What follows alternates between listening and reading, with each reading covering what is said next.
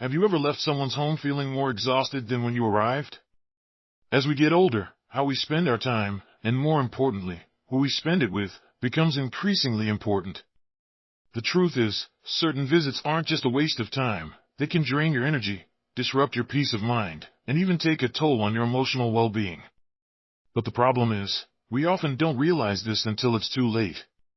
In this video, we're going to talk about 4 types of people whose homes you should avoid visiting after 65, no matter how much free time you have.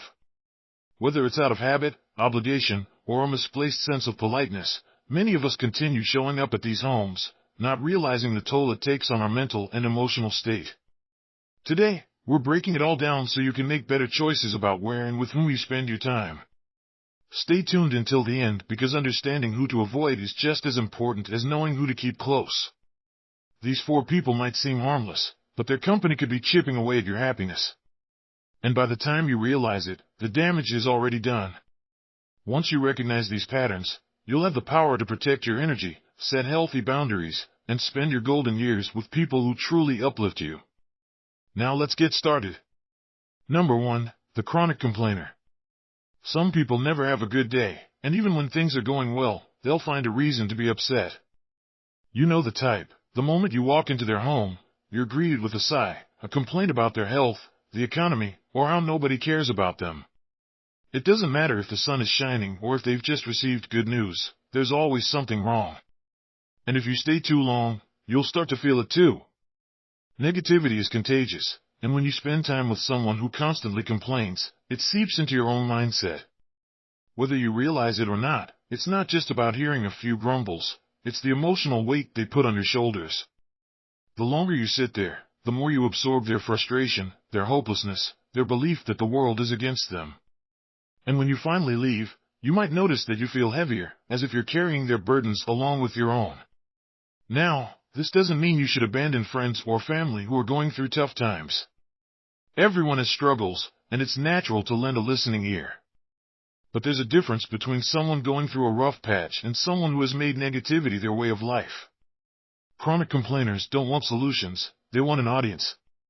They thrive on sympathy, and they'll keep pulling you back in, visit after visit, until their problems become your problems. The tricky part is, they don't always seem toxic at first. Many complainers start with small, offhand remarks about a bad night's sleep or a minor grievance about the neighbor's dog. But before long, you're stuck in a cycle of endless complaints about the unfairness of life, and no matter how much advice you offer, they never take action. You'll notice that no matter how many hours you spend listening, nothing changes. The same problems, the same frustrations, over and over again. And here's something to keep in mind. If you try to shift the conversation to something positive, they'll resist.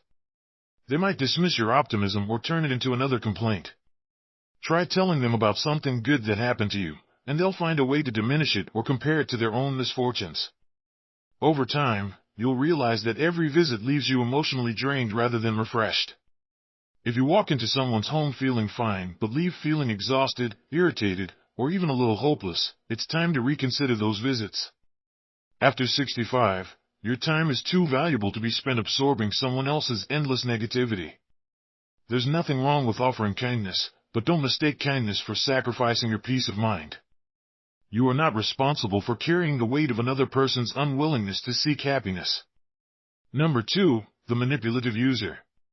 Not everyone who welcomes you into their home does so because they enjoy your company. Some people invite you over only when they need something. And the moment you arrive, you can feel it. At first, it might seem innocent enough. Maybe they ask for a small favor, something that doesn't seem like a big deal. But over time, you begin to notice a pattern. They don't reach out to check on you. They don't invite you over just to chat. Instead, every visit comes with an expectation. Something they need you to do, something they want from you. The tricky thing about manipulative people is that they rarely make their requests obvious. Instead, they disguise them in guilt, obligation, or even flattery. They'll say things like, "I don't know what I would do without you," or "You're the only one who understands."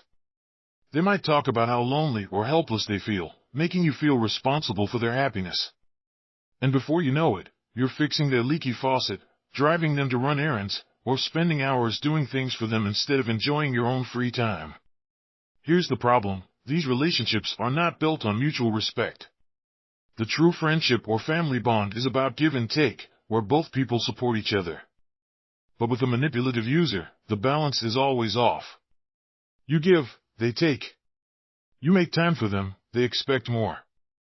And when you start to notice that your visits leave you feeling obligated rather than appreciated, that's a sign that something isn't right.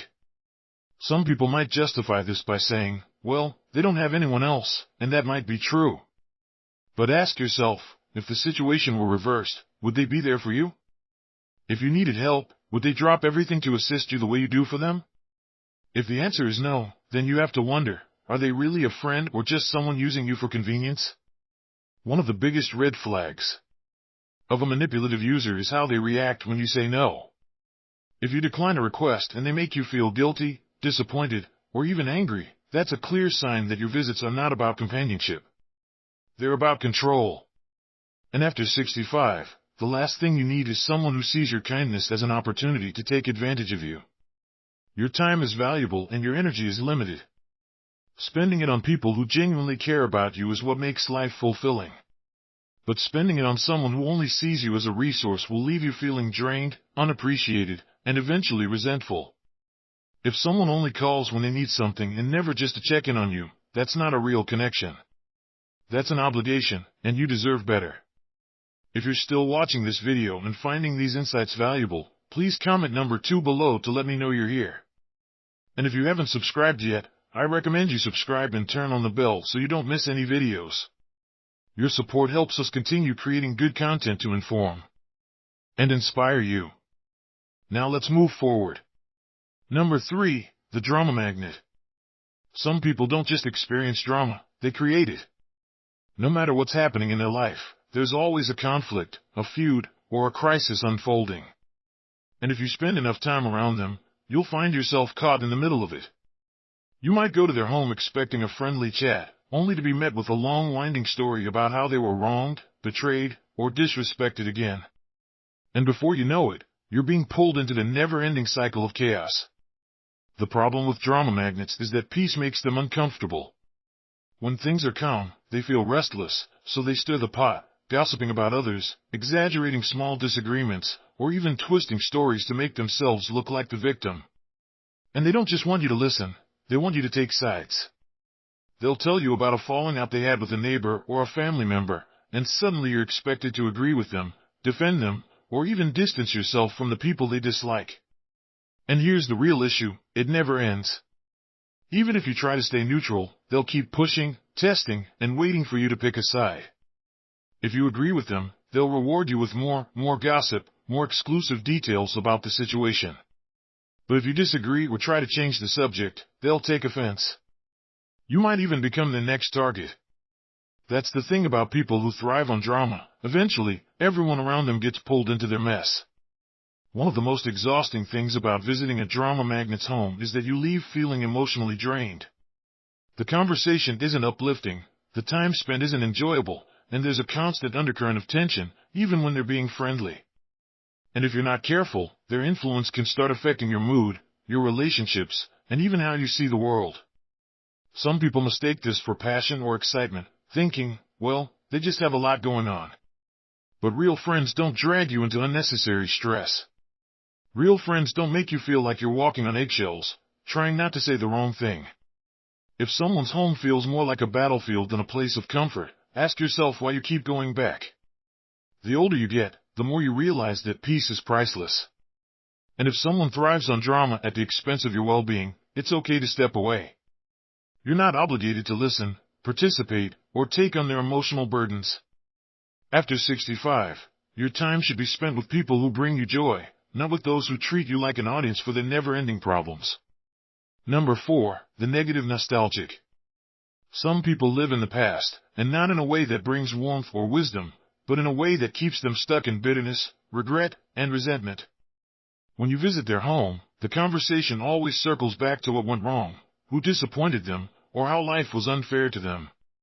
As past or how much good they have in their life today, their focus is always on what they lost rather than what they still have. At first, it might seem like harmless reminiscing. After all, everyone enjoys talking about the past now and then. But with the negative nostalgic, it's never just about memories. It's about reliving disappointments. They'll bring up old family conflicts, past betrayals, or lost opportunities. And the more they talk, the more they sink into resentment. And here's where it affects you, because no matter how positive you try to be, they will always pull the conversation back to regret. Have you ever noticed that after spending time with certain people, you start to see the world the way they do? That's the danger of spending too much time with someone who fixates on the past. Without realizing it, you might find yourself dwelling on your own regrets, your own disappointments. Things you thought you had let go of years ago. And slowly, without meaning to, you begin to adopt their perspective, seeing life through the lens of what could have been instead of what can still be. And it's not just about their own regrets, they might also try to shape your view of life. They'll tell you that things will never be as good as they used to be, that today's world has nothing to offer. That getting older only means loss. And if you let those words sink in, they can start to feel like the truth. The reality is life changes for everyone. There are always things to be grateful for, new experiences to enjoy, and new memories to create. But the negative nostalgic doesn't see it that way. To them, the best days are gone, and they have no interest in finding joy in the present. And if you spend too much time in their home, you risk absorbing their hopelessness instead of protecting your own optimism. Now, this doesn't mean you should avoid people who have been through hardships. But there's a difference between sharing life lessons and clinging to past pain. There's a difference between honoring memories and being trapped by them. After 65, you should be surrounding yourself with people who appreciate what life still has to offer, not those who only see what they've lost. If you're still watching this video and finding these insights valuable, please comment number 4 below to let me know you're here. And if you haven't subscribed yet, I recommend you subscribe and turn on the bell so you don't miss any videos. Your support helps us continue creating good content to inform and inspire you. Now, let's move forward. Final thoughts as we wrap up this video. Take a moment to reflect on the 4 types of people we've talked about. Have you ever found yourself leaving someone's home feeling drained, frustrated, or emotionally weighed down? If so, it might be time to reconsider where and with whom you spend your time. After 65, your peace of mind is one of the most valuable things you have, and protecting it isn't just a luxury, it's a necessity. Now, this doesn't mean you should cut people out of your life without reason, but it does mean being mindful of the energy you allow into your space. Some visits leave you feeling uplifted, inspired, and truly connected. Others leave you exhausted, questioning yourself, or carrying emotional weight that isn't yours to bear. When you start paying attention to how you feel after spending time with someone, you'll quickly see the difference between relationships that nourish you and those that drain you. Remember, you are not responsible for fixing someone else's negativity, fueling their drama, or making up for the things they refuse to change.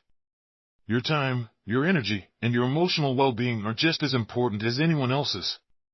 And you deserve to spend your later years surrounded by people who bring you joy, not those who take it away. So ask yourself, who in your life truly appreciates you? Who makes you feel valued? And whose home do you leave feeling better than when you arrived? Those are the relationships worth investing in. Because at this stage in life, every moment matters. Matters, and spending them wisely will make all the difference. Thank you for joining us today. We'd love to hear from you. Leave a comment below and share one thing you learned today and how you plan to use it in your life. Your thoughts are important to us, so don't hesitate to share them. Reading your comments gives us great motivation and encouragement. If you enjoyed this video and found it helpful, please like, subscribe, and share. Your support helps us continue creating good content to inform and inspire you. Thanks for watching, and we look forward to seeing you in the next video.